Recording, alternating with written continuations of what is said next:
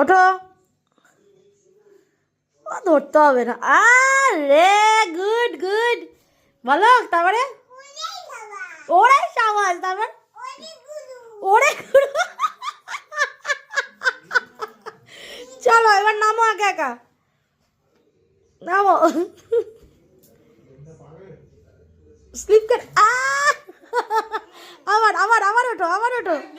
আর একবার না হেভি মজা পেয়েছি আমি। একা একা খাটে ওঠা শিখে গেছে। আবার হ্যাঁ সত্যি এ আরো ভয়ের ব্যাপার। সত্যি না ওঠো ওঠো। Good good. তারপরে কি বলতে হবে?